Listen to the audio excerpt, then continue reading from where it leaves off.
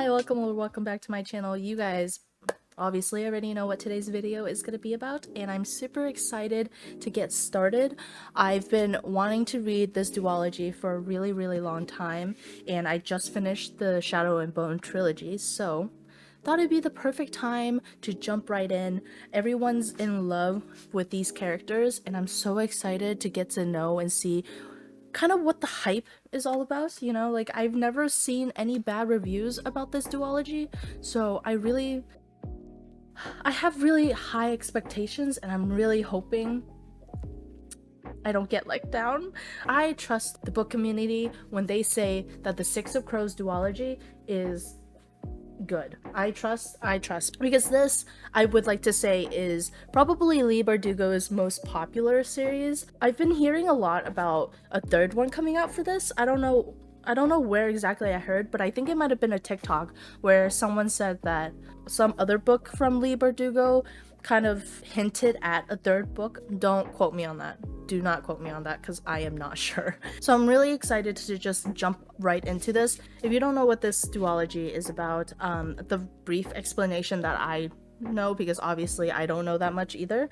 It is a group of 6 criminals that go on a heist.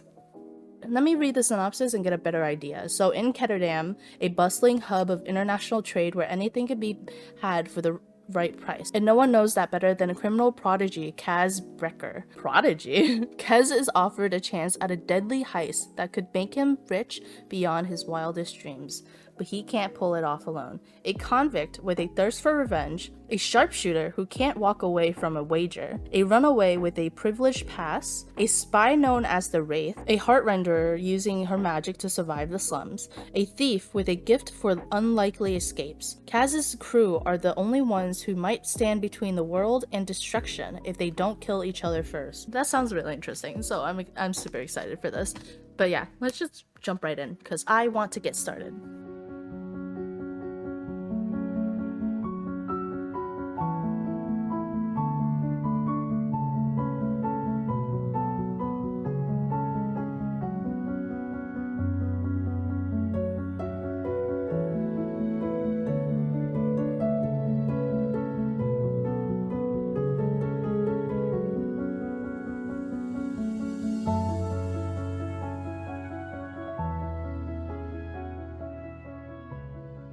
We're just gonna pretend you guys don't see the mess in this room.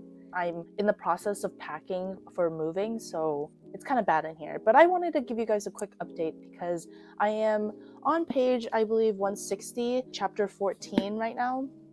And I'm really enjoying this book. As of right now, I really do think that this might be a 5-star read, which is so rare for me. Even in ACOTAR, there were books that aren't 5-star reads, and the reason why I predict the Six of Crows to be a 5-star read for me is because of the characters. I haven't felt this intrigued and in love with the characters in so long. Like, I loved Araya and Rain from the Nightborn series, but there's something about the 6 characters in Six of Crows. Right now, I don't know too much on some of them, but the ones that I do know so far, Inej, Kaz, Jesper, Nina, I love all of them. It's so crazy to me because you would think with that many characters, it's kind of hard to make them all so lovable, yet so different at the same time, right? But they are all so different and so interesting. Like, I don't know what Leigh Bardugo did in between the Shadow and Bone series and the Six of Crows series, but homegirl did something. I don't know, because this is so much better than Shadow and Bone already to me. It's just more interesting, more intriguing, more action-packed. Honestly, Kaz Brecker might end up being one of my top characters of all time. That's really saying something, because even Rain, who I loved a lot, isn't on that list. Obviously the Bat Boys, right?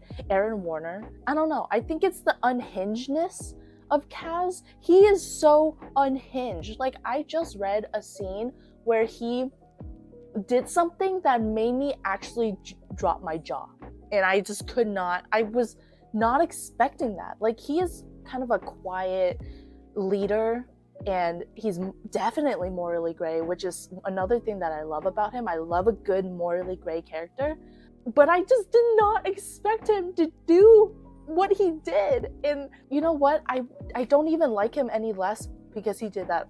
I like him more, honestly. I just love deep characters where they do really questionable things, but then you can't really hate them, you know? Like, they have a past and they have a reason for why they're doing these things. Like, they're all criminals, right? They're all thieves, they're all criminals, but I can't see myself hating them because they're criminals because of their background. And I think Leigh Bardugo did a really good job with giving us so much background on so many characters. This follows 6 characters, and so far I believe we have almost 6 point of views, and that sounds like a lot, but the pacing and the writing for the story is super easily digestible. You would think that a lot of point of views would get kind of hectic and kind of annoying to follow, but it's not written in first person point of view, it's written in third person. It follows those characters as the story is being told, so it's not bad at all. And I find it really interesting to kind of see in the heads of these characters, but also get an objective point of view, rather than if you had one main character that you're following, the story is always going to be in their point of view and their opinions, so that might skew your own opinions as a reader. But because there's so many point of views and it's written in third person, you could really just digest all the information given to you, and it's so good. So good. I don't even remember the last time I gave a book a 5-star. I don't know why I'm so picky. Like, a 5-star to me has to be perfect in every single way. Honestly, when I first started reading this book, I didn't think it was going to be anything great, but I think it was because of me. Like, when I picked this up, I don't think I was in the mindset of starting a book. I don't know. I picked it up because I wanted to read, but then I also didn't want to read that badly. So when I did read it, it felt kind of slow, and I was like, oh, this is just dragging. But now that I think back more onto it, I think it was just me, because it wasn't slow at all. It actually just picked up exactly where I needed to pick up for the world building and for the storytelling, and it was perfect. I fell in love with Kaz from the very first scene. I fell in love with Inej. I love Jasper for his sense of humor. And I just love this kind of group that they have, even though they aren't the best of friends. Like, I went into this thinking, oh, these are like found family, best of friends in this criminal group. No, they're not best of friends, which makes it so much more interesting. And I'm really, really excited to see how, like, this all plays out and how they become this found family. I'm sure they will. I know Kaz and Inej have this kind of romance. I don't know how deep the romance is or how heavy the romance is for the series, but I know that they have the romance. And so I'm so excited to see how this goes. I'm sure you guys can tell by my reaction how much I love this book so far, because typically my updates are very matter of fact and like joking around kind of situation, but this, I'm like really voicing how much I love this book so far. So I am so happy that this is blowing away my expectations, actually. I am actually so mad at myself for not reading this book sooner. I've had Six of Crows gifted to me years ago. Like, I want to say 3 to 4 years ago, and I just never picked it up. At first, it was because I was busy with life, but then I didn't have any excuses. I don't know. Like, I think I was so excited to get new books and start reading those that I completely blew over this. I'm regretting it because I wish I would have read this so much sooner. I am in love with this book. It is still so good. I honestly would have finished it if I didn't remember that I had to update you guys. I'm on part 5, page 321, chapter 27. I still very much love all the characters. I will say that my last update, I was saying that I can't see why I would hate a character. And you know what? I do have one character out of the 6 crows that I do kind of hate. I hate with a passion because they have this prejudice against Grishas, and they kind of see Grishas as witches and unnatural and not human, which is so irritating to read. They're obviously human and should be treated like human. They're from the country of Fjorda. I don't know if I'm pronouncing that right. Don't make fun of me, please. Fjorda is the country that actually kind of hate Grishas. Like, we have Shuhan, the country of people that are fascinated by the Grisha powers and kind of experiment on them, which is also not very good. We have Ravka, where they have the second army and they treat the Grisha more normally. And then there's Fjorda, where they are afraid of Grishas because they're demons and witches and they're not natural beings. This character, one of the crows, is from Fjorda, and they are so genuinely, I don't even know the right word to describe this person because they make me so angry. Every single time I have to read from their perspective and their thought process, it makes me so mad because it makes no sense. Obviously, because I don't have this idea in my head where some people are lesser than others because of who they are, I guess, or who they're born as. It's so irritating, but I can respect the character as it is, right? Like, I can hate a character, but also respect that Leigh Bardugo is trying to do something with this character to add additional plot to the story. Everything can't be rainbows and cotton candy and happiness, right? Like, there has to be some conflict. I can respect to have this character in the story. I just don't like them. However, I do feel like there could be a really good redemption arc for this character because they are part of the crows and the main characters. Other than that though, there's not much I can say without spoiling anything, but I still love Kaz, I still love Inej, and I still love Jesper the most. Those are my top 3 crows. It is a really fun read. It's fast-paced, but not too fast where you don't get enough of the world building. Leigh Bardugo did a really good job with character backgrounds this time. It really feels like I'm getting to know these characters as the story's going along.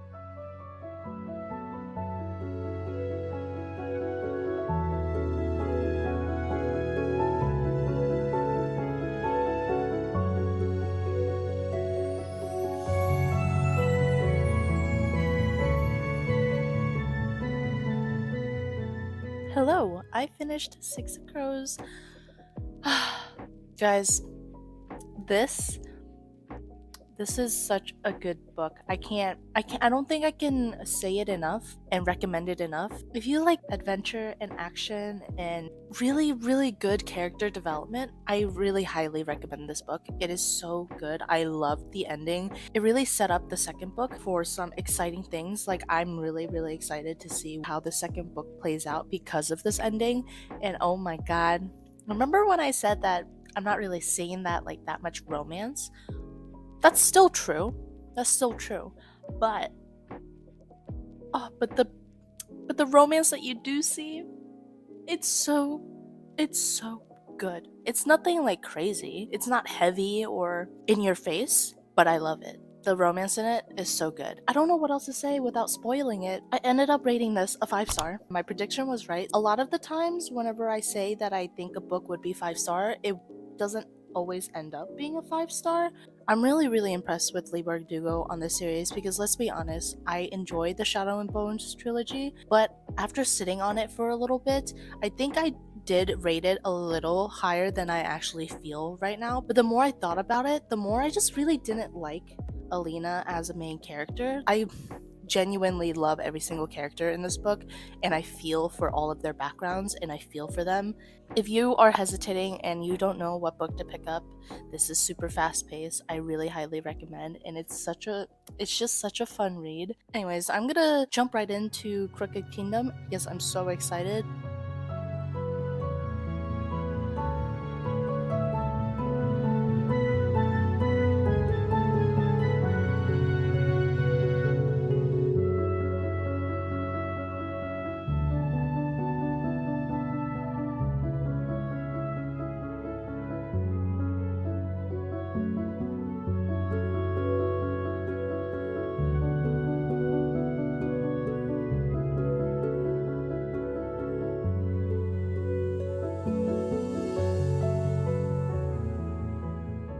Yo, am I about to get another 5-star read? Because that would be kind of crazy if both books in the duology are 5 stars. Like, I'm on page 199, chapter 14. It is super fast paced. I can't really talk about the plot because obviously this is the second book and it would spoil a lot of the first book. I will say that the characters are still very much developing and I still very much love them. I do love them more than I did in the first book because I know so much more about them now.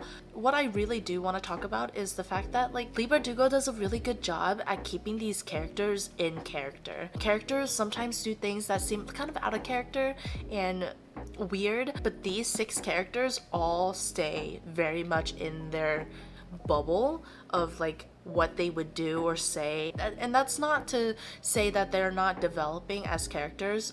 It feels like they're real people and not just written for a plot, you know? I really like Kaz still. He is so unhinged and incredibly morally gray. I think he is one of the most morally gray characters. He reminds me a lot of Aaron Warner. I really like him. I really like Inej. I love Jesper. Nina and Matthias are really entertaining and Wylan is just a little tiny sweetheart. It's funny because they're criminals, right? They're not the best of friends. And we know they're not best friends, but there's still this feeling of found family between them that is so fascinating to me. Like, they don't explicitly say that they love each other or that they would die for each other, but the way that they interact and argue with each other is so endearing. Deep down, I know that most of them would go to the end of the earth for each other. Not all of them. Not all of them, but most of them. I'm really enjoying it. This book is a lot chunkier than the first one. Yeah.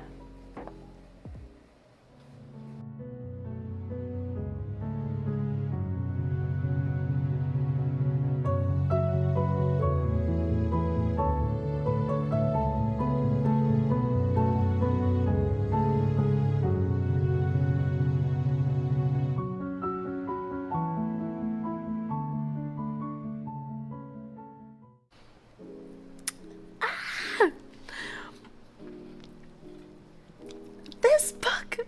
I love these characters with a burning passion. The lighting's a little bad. Sorry. This book is...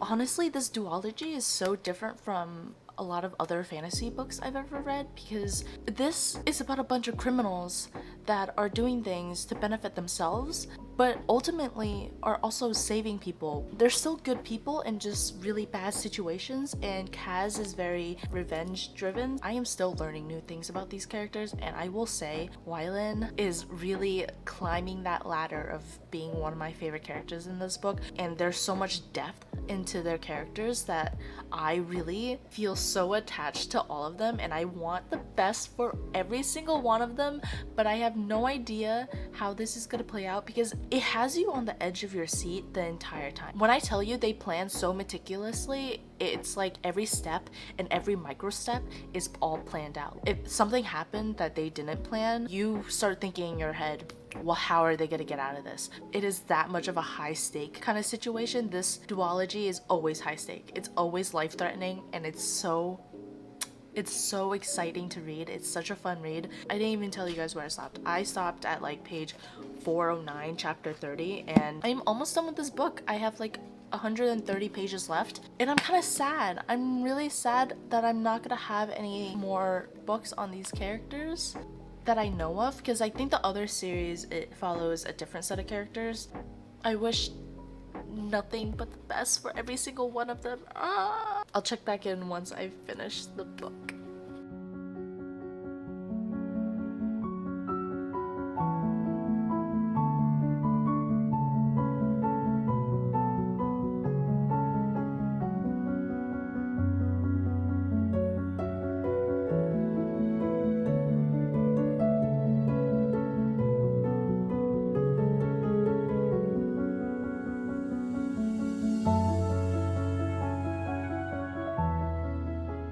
So I finished Crooked Kingdom earlier this morning. I needed some time to think about it before I could give you guys an update. Bro, I was thinking this was gonna be a 5-star when I first started reading it, right?